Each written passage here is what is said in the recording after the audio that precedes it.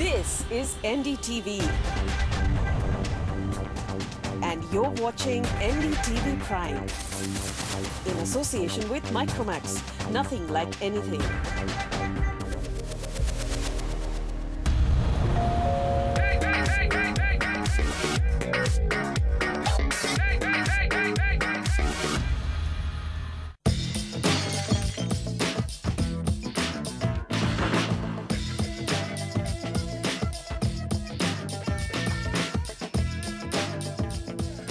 Hello and welcome to your favorite realty guide, the Property Show. Our take on your property related questions with data-backed advice, what's trending in property, and of course policy decisions which affect real estate. All here on the show. Joining me as always, Sameer Jasuja, CEO and founder of Prop Equity.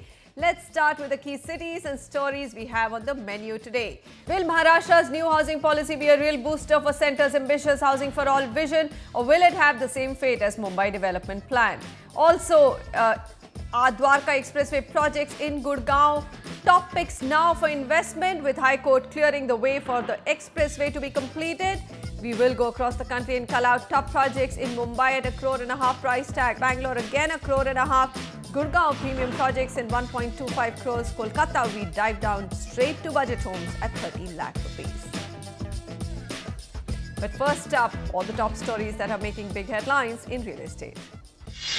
Urban Development Minister M. Venkaiah Naidu has said that France is considering extending a line of credit for up to 2 billion euros or 14,000 crore rupees for the Modi government's flagship Smart Cities project.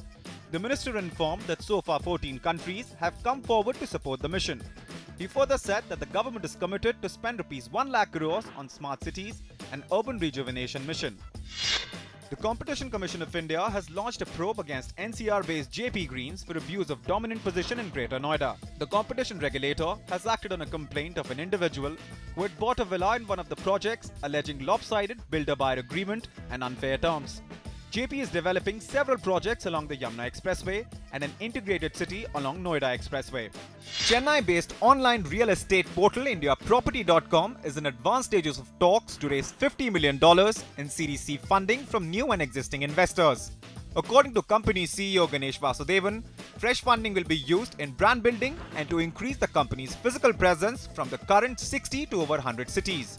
Funds will also be utilized to increase its employee headcount to 1,600 people from 1,100. The portal has 5 million registered users with over 8 lakh property listings and over 5,000 new projects. Real estate major DLF achieved gross sales bookings of Rs 3,850 crores in 2014-15 fiscal, down 5% from the previous year. The developer has kept the new sales bookings target for this financial year at about Rs 4,000 crores. Despite the weak sales scenario, DLF plans to launch next phases of its existing projects, including Capital Greens in the national capital. The Maharashtra government is on the verge of releasing its new Housing and Action Plan 2015. This is a housing policy aimed at creating affordable housing stock and within a particular time frame. NDTV has managed to get access to the draft policy that is being circulated, and Nikhil Narayan Sivdas gets you a scoop on what is expected. Over 19 lakh houses by 2022. That's the ambitious target the Maharashtra government has set itself to achieve the goal of housing for all.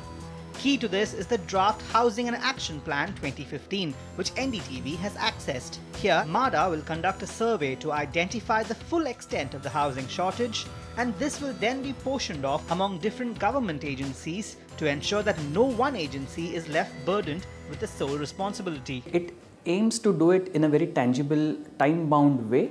It has identified the requirement across the state, different cities, extended areas. So the current shortfall as well as the future requirement that's going to be there because of urbanization. So what are some of the key measures that we can expect? For starters, an affordable housing land bank will be created by pooling land from different government agencies and unutilized SEZ land. The MMRDA will be allowed to explore rental housing options through public-private partnerships. And inclusive housing will be propagated by reserving 20% of the built-up area in projects for EWS and LIG housing. Changes will be implemented in the Rent Control Act and measures are being put in place to speed up the redevelopment of cessed, slum and government buildings. In addition to this, private developers will be incentivized through additional FSI. And finally, an affordable housing fund will be created to help both developers and individuals. So it allows individuals to contribute like a PPF in that fund. So and after a period of 10 years, they would be eligible to apply under the government housing scheme. Also, cooperative housing societies who want to avail loan and developers who want to avail loan to construct EWS or LIG housing can approach this fund for funding. It is quietly balancing. Of course, it trends towards creation of more housing stock, giving more FAR, making more liberal rules regulation for construction, which was the need of the hour. But urban planners and housing activists are criticizing the government for not consulting with them in the drafting of such an important policy. We are hearing that the housing minister and housing secretary, through media reports, we know that they are not in talk to each other. So when there is no such coordination, definitely one of the important stakeholder will come later and will say that no, this consensus has not been drawn, and again they will have to start the process. So why not from the day one everyone is taken on board? There is a certain amount of confusion surrounding it.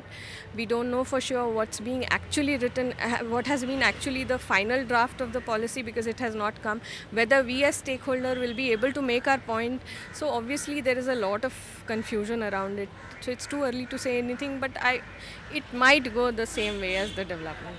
Here, experts are concerned that potential flaws in the surveys could result in the new housing policy being delayed like the Mumbai development plan, or even failing to take off. While flaws are inevitable, there is no denying that this policy represents the most focused approach to dealing with Maharashtra's housing problem.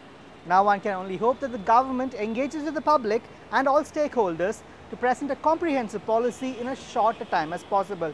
From Mumbai, Nikhil Narayan Shivdas, NDTV. We can only hope that there's a lot which of course is taken care of between the draft policy and the final policy. It does take care of the affordable housing needs, especially in the city of Mumbai. We've got a question now for Mumbai. Ajit Shetty joins us on the phone line. Ajit, hi, welcome to the show. Go ahead.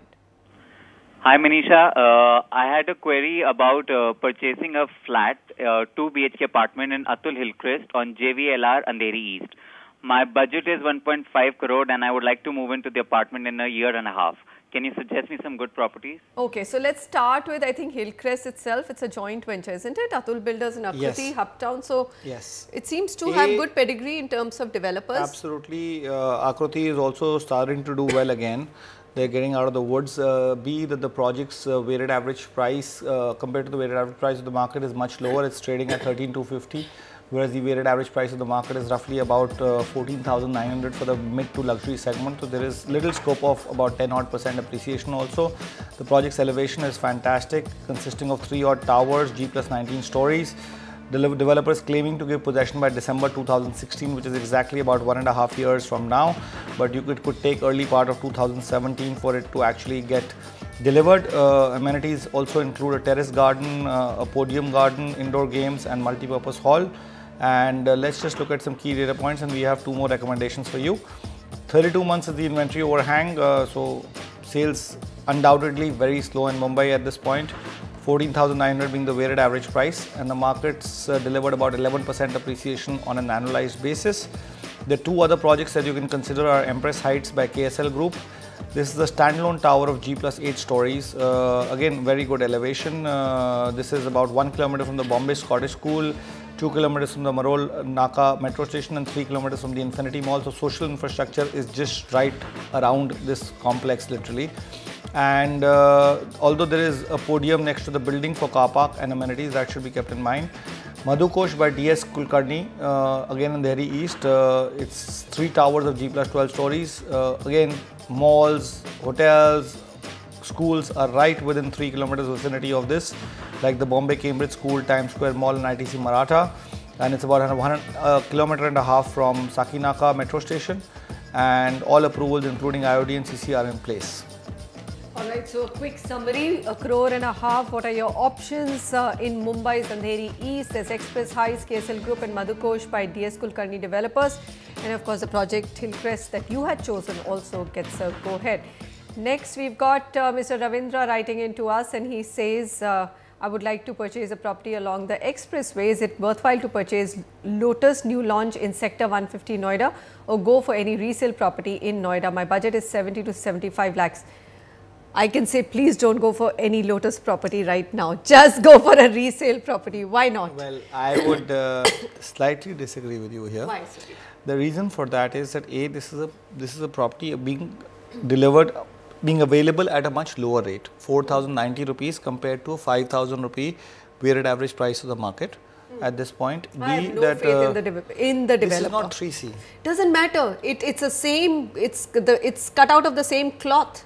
There are huge issues with 3C today, Sameer. Well, why would you say that a company which is led by a promoter who was part of 3Cs and now has started a new company just because he has PE money has better intentions? Well, the point that I'd like to make here is that although there's a lot of rumors surrounding 3C, they have delivered.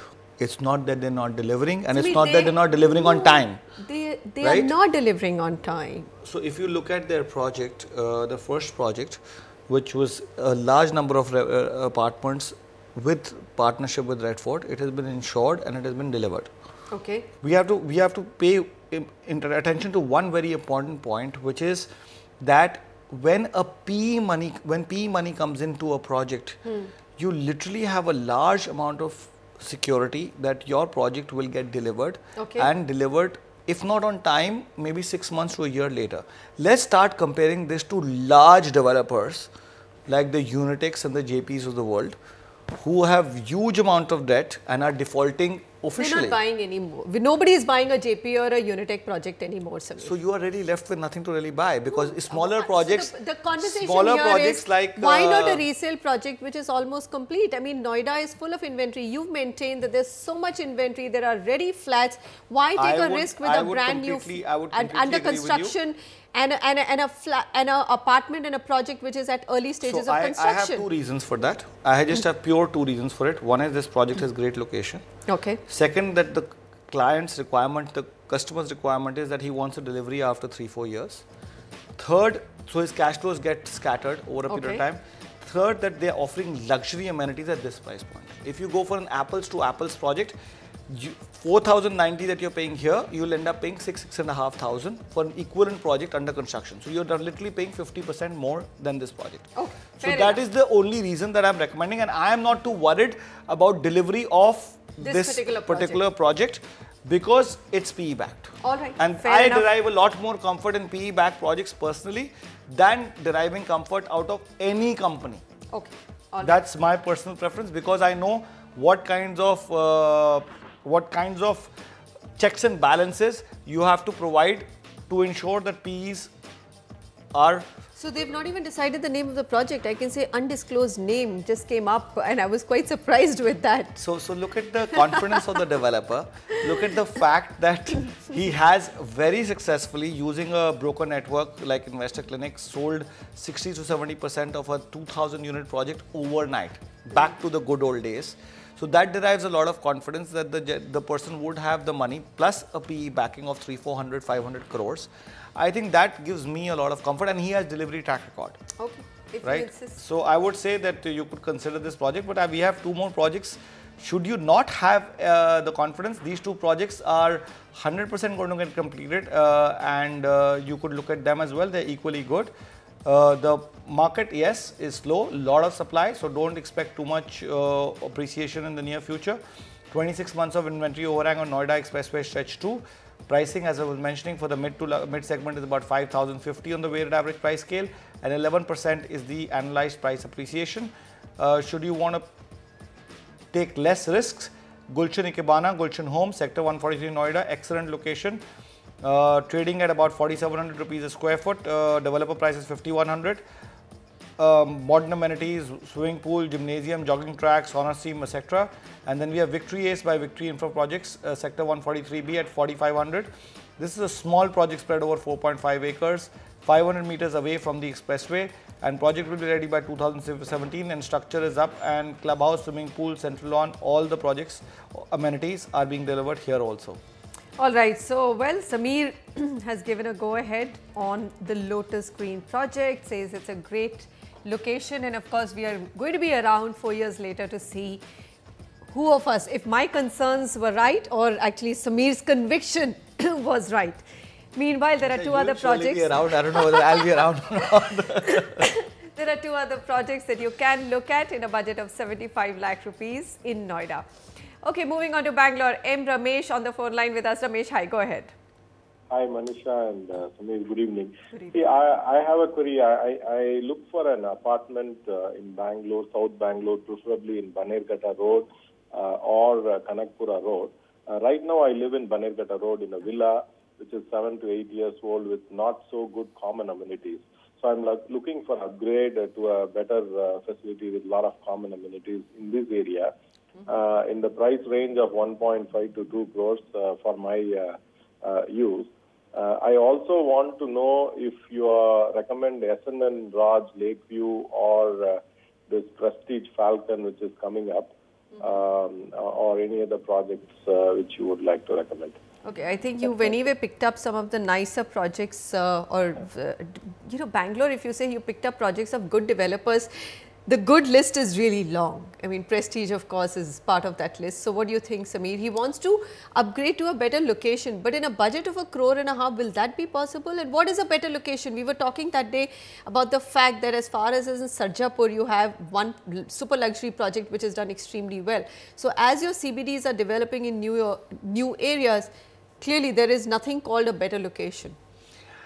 Yeah, if you look at Bangalore as a city, you know, there are different micro markets, self-sustained micro markets that are emerging, whether it's a Whitefield, Electronic City, Yelahanka, or Banerghatta Road. There are about 14-15 micro markets that are self-sustained cities in themselves, right, as I would call it, very small cities. So he lives in Banerghatta. So if he had to upgrade, where does he go? Well, we are recommending, because his choice was MG Road, Banerghatta Road and Kanakpura, so we stuck to that. Okay. We didn't go in researching the fact that which is better than the other one, right? Close to where he is already. Except that we knew that MG Road would be completely unaffordable. Banerghatta Road and Kanakpura Road have got very decent amount of secondary, they're like secondary markets with infrastructure fully available. So I wouldn't see any reason why you would not want to be, want to be there, because it's there, and the weighted average price of the market suggests also it's one of the good markets and expensive micro markets of Bangalore, trading at 5,800 rupees on the weighted average price scale for Banerghatta, and Kanakpura Road is 5,000 rupees. Inventory overhang is very safe in both the micro markets. Banerghatta Road is 17 months and Kanakpura Road is 20 months. And price appreciation, Banerghatta Road is fantastic. It's 14% on an annualized basis, one of the best performing micro markets of Bangalore, I must say. And Kanakpura is about 10% as well on an annualized basis. You could go for either of the two micro markets. Having said that, please also note for all the viewers that Bangalore has also started to slow down now finally. It's not going to be able to buck the trend for too long. And yes, of course, relatively. Well, even Shobha's sales, I mean, yes, showed the quarter numbers of Shobha clearly showed a slowdown. So nobody has been able to escape it. Even the marquee developers are feeling the pinch, and the developers, both DLF, Shobha, take any region, large developers are being upfront. They're setting extremely modest targets for the year to come. They're saying maximum we'll be able to do what we did last quarter or last year, not more. Yeah, absolutely. I think we still can't say when the worst will actually be over. We're surely nearing it, but still some time to go before things start to improve. Hyde Park by Nitesh Estates on Banerghatta Road. Project is 5-acre project, so good sized. Getting ready this year itself, so I think there will be another year delay maximum. If there, swimming pool, multi-purpose hall, amphitheatre, landscape gardens, everything is there. The project is also designed by HOK International, a very reputed architectural firm out of the United Kingdom. And many offices are within 2.5 kilometer radius, so employment generation facilities will definitely lead to this project being very quickly rentable. Brigade Omega by Brigade Group off Kanakpura Road. Just off Kanakpura Road, location has an advantage of Bangalore-Mysore Expressway. Total land area of the project is 6.5 acres. Facilities in the project are parks and open spaces, clubhouses with gyms. And lastly, we have Liberty Square at Atlantis Builders. This is at 5,000 rupees a square foot. This is about 200 meters off the main road, and they have a 12,000 square feet clubhouse, which is large for Bangalore standards. Gym, multi-purpose hall, tennis court, badminton court, everything is there in the project.